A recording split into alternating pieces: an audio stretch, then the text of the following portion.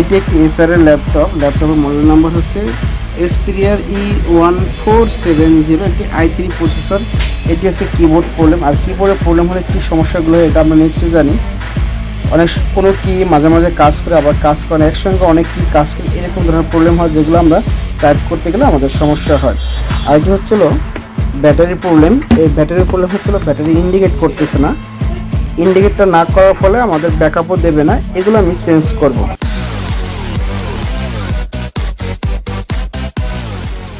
এখানে যে কিবোর্ডটি চেঞ্জ করবো সেটা হচ্ছিল এটি কিবোর্ড। এই কিবোর্ডটি আমরা চেঞ্জ করব। দেখেন এই কিবোর্ডটি আমরা এই কিবোর্ড রিপ্লেস করে আমরা এই কিবোর্ডটি এখানে লাগাবো। কিবোর্ডটি দেখেন একটু প্রবলেম আছে। কিবোর্ডটি আছে ভিতর থেকে, এটি ভিতর থেকে আপনার কিবোর্ডটি অ্যাডজাস্ট করা। আর আমরা এই ব্যাটারিটি আমরা এখানে নতুন করে রিপ্লেস করব। তাহলে বন্ধুরা শুরু করি।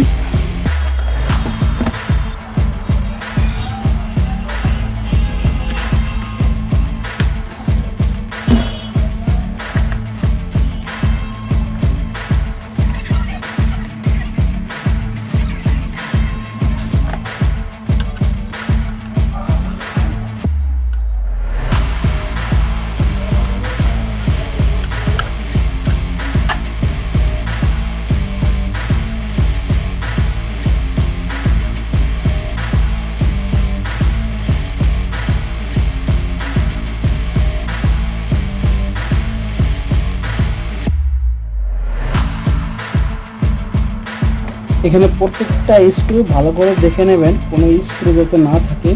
এরকম যে স্ক্রুগুলো আছে স্ক্রুগুলো খুলে নেবেন। প্রত্যেকটা স্ক্রু খুলতে হবে। এখানে যদি স্ক্রুগুলো ক্লিয়ারলি খোলা না হয় তাহলে কিন্তু আপনি এখান থেকে রিমুভ করতে পারবেন না। দেখেন এখানে মোটামুটি সবগুলা এখানে রিমুভ করা হয়েছে। এইখানে দেখেন এসআর লেখা, এখানে কিন্তু একটা স্ক্রু আছে স্টিকারের সাথে, এখানে একটা স্ক্রু আছে।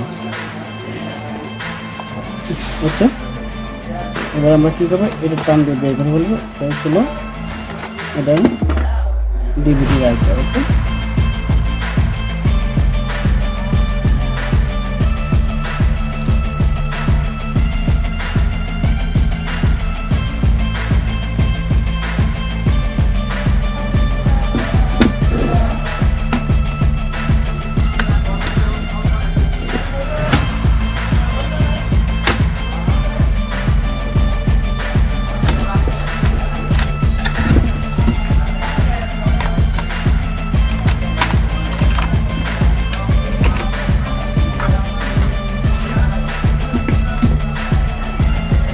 আসলে প্রত্যেকটা স্ক্রু খুলে নেবেন। যদি না খোলেন তাহলে কিন্তু এটা কোনোভাবেই পার্টটা আলাদা করা যাবে না। ঠিক আছে, এখন এই পার্টটা আলাদা হয়েছে। দেখেন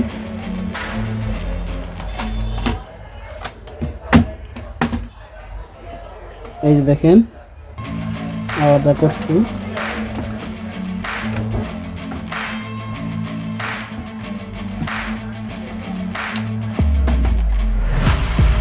এই কিবোর্ডটি এখান থেকে আলাদা করতে হবে, এখান থেকেও আলাদা করতে হবে।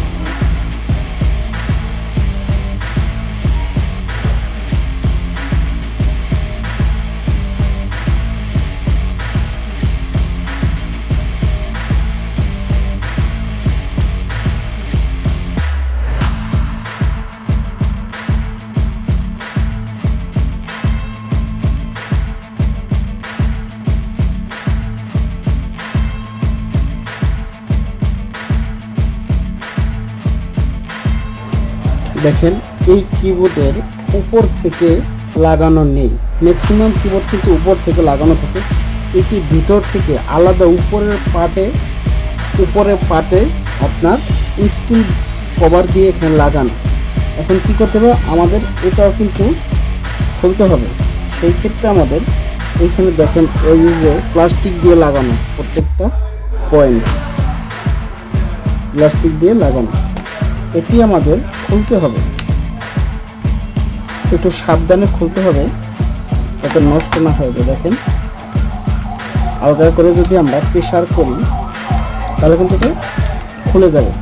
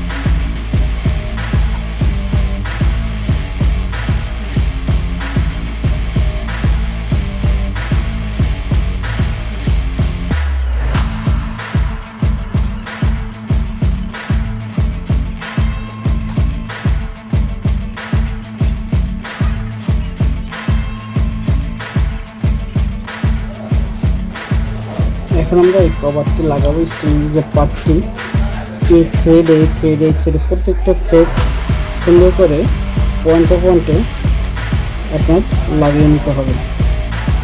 দেখুন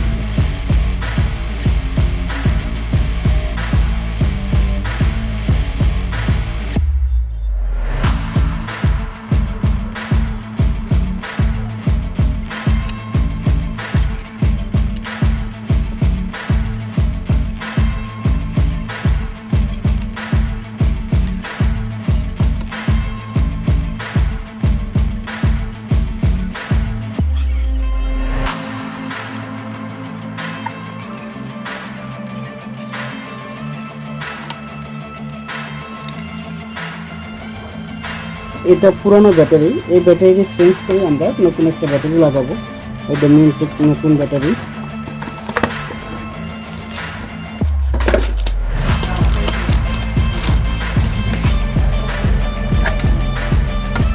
সেম মডেলের আমরা এই ব্যাটারিটি এখানে এখন লাগাবো।